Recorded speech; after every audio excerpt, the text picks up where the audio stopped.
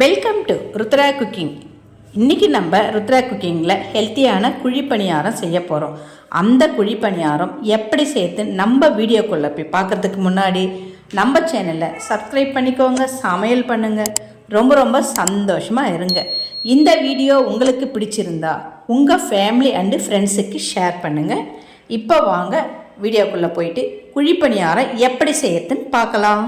இப்போ ஹெல்த்தியான குழிப்பணியாரம் செய்யறதுக்கு நான் ஒரு பவுலில் இட்லி மாவு தான் எடுத்திருக்கேன். இது நம்ம ரெகுலராக யூஸ் பண்ணுற இட்லி தோசை ஊற்றுற அந்த இட்லி மாவு தான். அது கூட ஸ்வீட் கார்ன் ஒரு பவுல் எடுத்திருக்கேன். ஒரு 5 பச்சை மிளகா, நம்ம தாளிக்கிறதுக்கு கடலப்பருப்பு கொஞ்சம் 2 டீஸ்பூன் எடுத்திருக்கேன். ஒரு சின்னதாக 4 கேரட் எடுத்திருக்கேன். ஆனியன் பெருசாக 2 எடுத்திருக்கேன். இதை வச்சு தான் இப்போ நம்ம செய்ய போகிறோம்.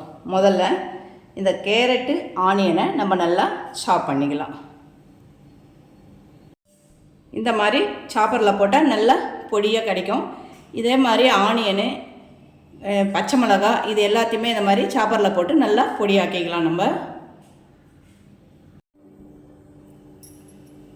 இந்த மாதிரி எல்லாத்தையுமே நம்ம பொடியை கட் பண்ணி எடுத்துன்னு வந்துட்டோம், நல்லா சாப் பண்ணிட்டோம். இப்போ இதை மாவோட கலந்துக்கலாம்.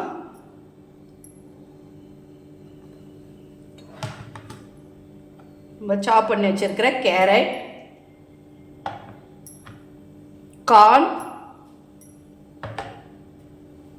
ஆனியன், கொஞ்சம் கொத்தமல்லி நான் இதை கூட சேர்த்துக்கிறேன். கடலப்பருப்பை நல்லா வறுத்து வச்சுருக்கேன், அதையும் இதுவும் கூட சேர்த்துக்கலாம். சேர்த்து எல்லாத்தையும் நம்ம நல்லா கலந்து விட்டுக்கலாம்.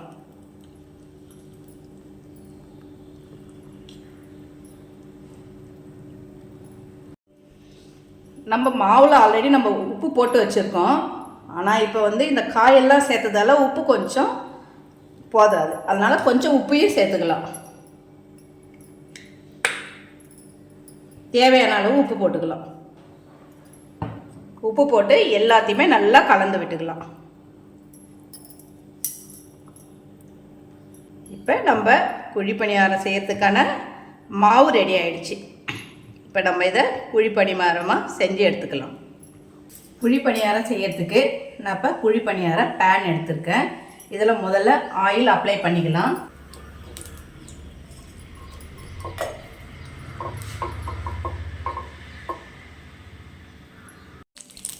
எல்லா குழியிலையுமே ஆயில் நம்ம அப்ளை பண்ணிட்டோம். இப்போ நம்ம மாவு ரெடி பண்ணி வச்சுருக்கோம் இல்லையா, அதை நம்ம இதில் எடுத்து சேர்த்துக்கலாம். கொஞ்சம் கொஞ்சமாக சேர்த்துக்கோங்க.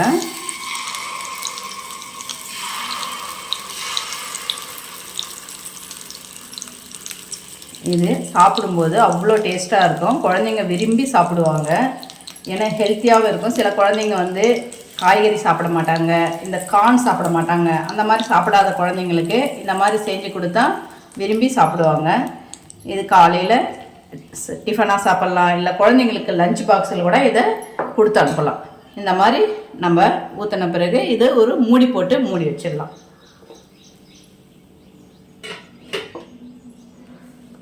அடுப்பை கொஞ்சம் சிம்மில் வச்சுக்கோங்க, இல்லை மீடியத்தில் வச்சுக்கோங்க.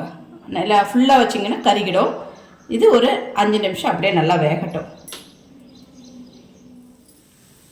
இப்போ ஒரு பக்கம் வெந்திருக்கு, இதை நம்ம நல்லா திருப்பி போட்டுக்கலாம். பாருங்கள், இந்த மாதிரி எடுத்து இப்படி திருப்பி போட்டுக்கோங்க. இருக்கிறது எல்லாத்தையுமே நல்லாவே திருப்பி போட்டுக்கோங்க. இப்படி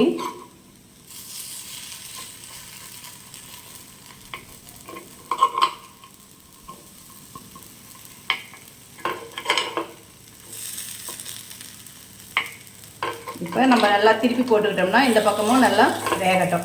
அதே மாதிரி அடுப்பில் சிம்மில் வச்சுக்கிட்டு இந்த 2 பக்கமும் நல்லா வேக வச்சு எடுத்துக்கலாம். இப்போ அந்த பக்கமும் நல்லாவே வெந்திருக்கும், நம்ம பார்த்துடலாம்.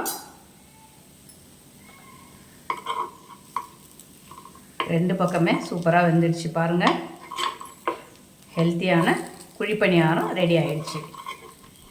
நீங்கள் இதை வீட்டில் கட்டாயமாக செஞ்சு பாருங்கள். கமெண்ட்டில் எப்படி இருக்குன்னு சொல்லுங்கள். இதை நம்ம ஒரு பாத்திரத்தில் எடுத்துக்கலாம்.